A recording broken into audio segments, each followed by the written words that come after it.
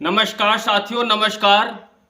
और साथियों, ये बहुजन बहुजन समाज, ये हम काफ़ी वर्षों से सुनते चले आ रहे हैं कि बहुजन समाज पार्टी, बहुजन समाज कि बहुजन समाज आखिर क्या है और इसको जानना क्यों ज़रूरी है, और बहुजन समाज में आने वाली कौन कौन सी जातियां हैं जिनको बहुजन कहा जाता है।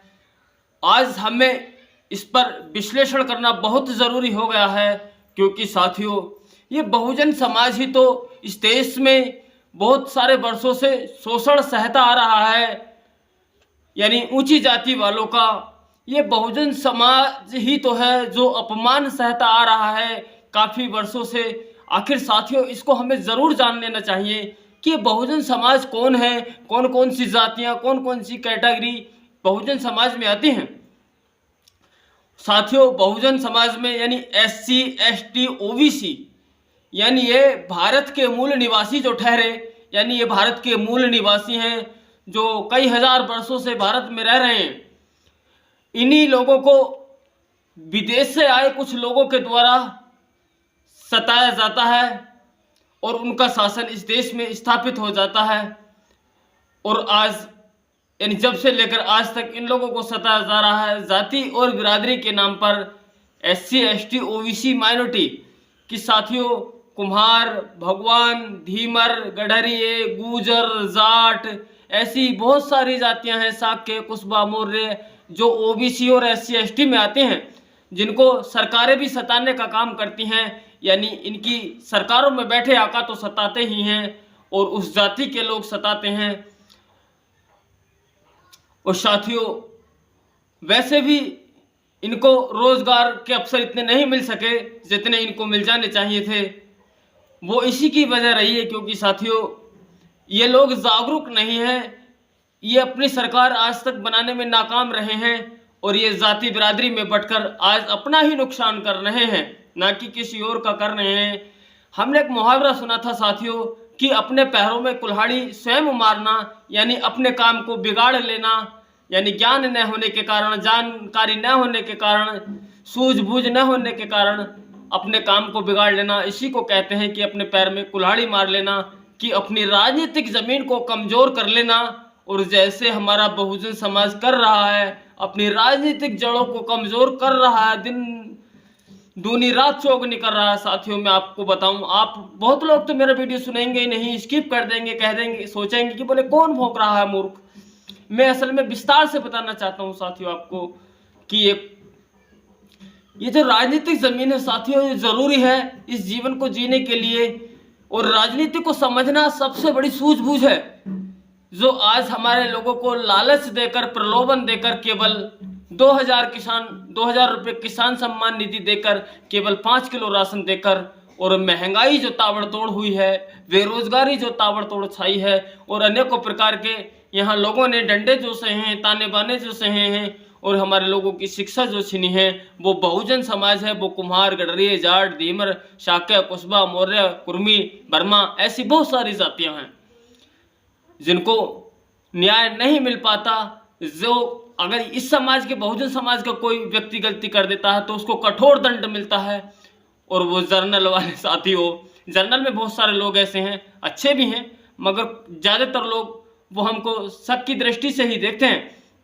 वो चाहते हैं कि लोग तरक्की ना करें, और वही काम इस देश में हो रहा है। वही लोग मीडिया में बैठे हैं साथियों, जिन्हें हम समझ नहीं रहे हैं। वो देश प्रेमी का चोला ओढ़े पहने हैं, यानी देश प्रेम का चोला पहनकर बैठे हैं। ऐसे ही इस देश की सत्ताएं, यानी देश प्रेमी होने का चोला तो बैठी हैं, मगर बहुजन समाज के लोगों को न्याय नहीं देती। जैसे आपने सुना होगा, आरक्षण पर वार, किसानों की कृषि पर वार, युवाओं की नौकरियों पर वार, यानी पढ़ने वाले बच्चे जो होते हैं हमारे स्टूडेंट, उनकी शिक्षा पर वार, यानी हर किसी पर वार ही होता चला जा रहा है। मगर हमारा समाज आज भी गहरी नींद में सोया है, वो केवल हिंदू बन रहा है। और हिंदू बनने के कारण इसकी सब जितनी इसको भागीदारी मिलनी चाहिए थी वो सब रल रही है, जितनी इसको हिस्सेदारी मिलनी चाहिए थी वो सब रल रही है।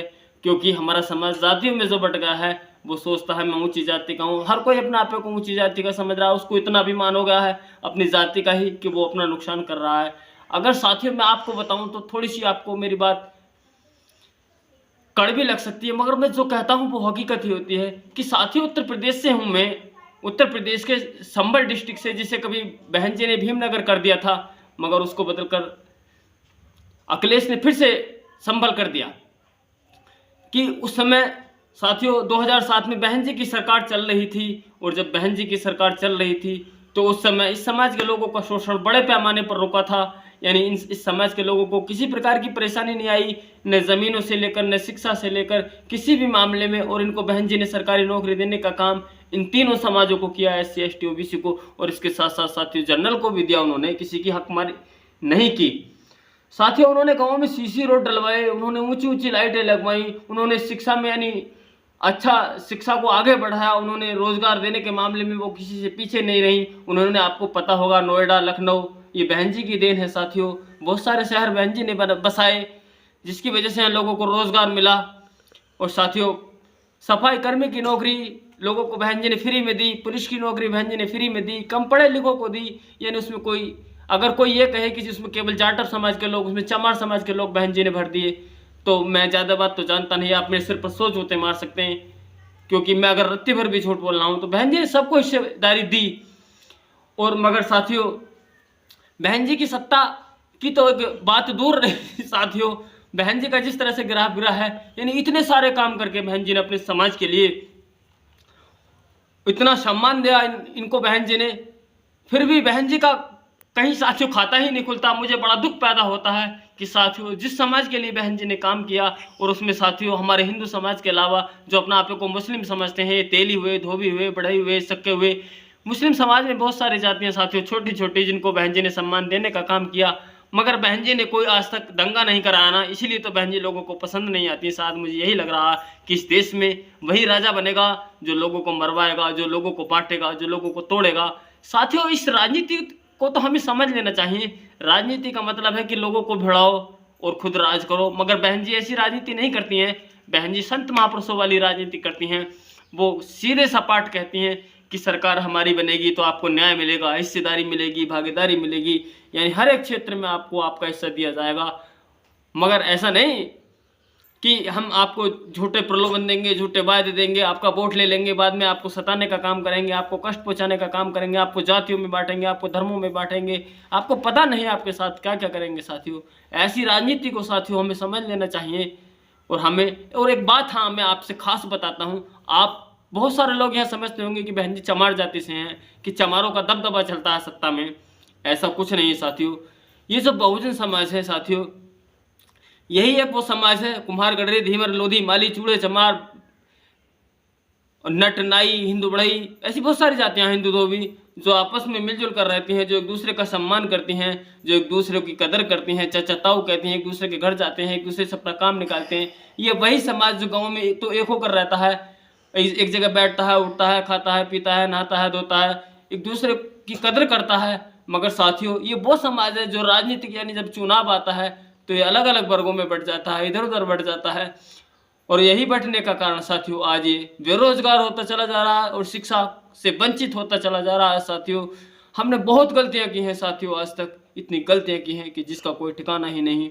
हमने अपनी पार्टी को नहीं समझा। बहन जी की सरकार थी तो साथियों गांव में अधिकारी आते थे, और अब तो अधिकारी ऑफिस में जाके भी नहीं मिलते। ऐसा समय आया जिसमें सुनवाई नहीं होती, जिसमें साथियों हमारे लोगों से गलतियां हो जाती हैं, इन्हीं से SC ST OBC से। तो इनको ये यानी विधायक होने के बाद भी इनको जो ऊंची जाति के जनरल कहा जाता है, जिनको ठाकुर कहा जाता है, जिनको राजपूत कहा जाता है, साथियों बोलबाला तो उनका चल रहा है। अगर आप कुम्हार, गडरे, धीमर, माली, चूड़े, चमार, नट, नाई, भंगी, जाट, गुजर, ऐसी अगर आप इन जातियों में से हैं तो आपका कुछ नहीं है इस सरकार में। आपका केवल वोट लिया जाएगा, आपको केवल भ्रमित किया जाएगा। ये बात बीजेपी की ही नहीं साथियों, कांग्रेस ने भी तो यही किया हमारे देश में। कांग्रेस ने तो सबसे बड़ा नुकसान, बीजेपी से बड़ा नुकसान किया हमारे देश में।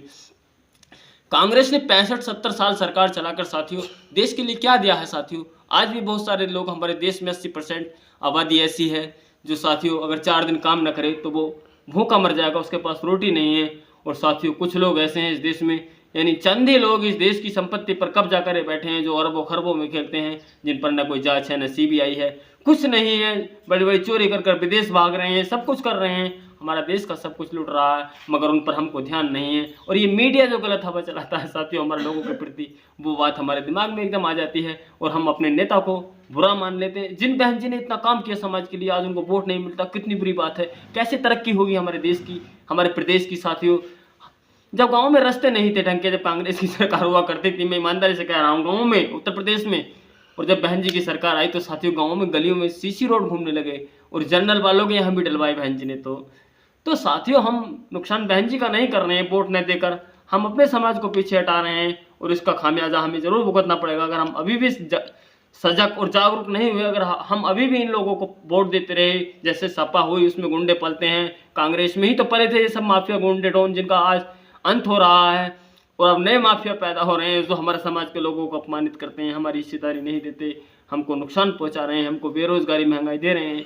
हम क्यों नहीं जाग रहे हैं? कितनी बुरी बात है साथियों। और साथियों वीडियो को ज़्यादा लंबा न करते हुए मैं अपनी बात यहीं समाप्त करनी चाहता हूं साथियों। अगर साथियों आपको मेरा वीडियो अच्छा लगा है तो वीडियो को ज़रूर लाइक करना और कमेंट करके ज़रूर बताना कि साथियों आप कहां से हैं, कहां से देख रहे हैं अपना हमारा वीडियो। और साथियों अगर आप मेरे चैनल पर नए हैं तो प्लीज़ मेरे चैनल को बिल्कुल अभी सब्सक्राइब करें। इस तरह की जानकारियाँ, बहुजन समाज से जुड़ी जानकारियाँ पाने के लिए साथियों चलता हूँ, इजाज़त चाहता हूँ। जय भीम, जय भारत।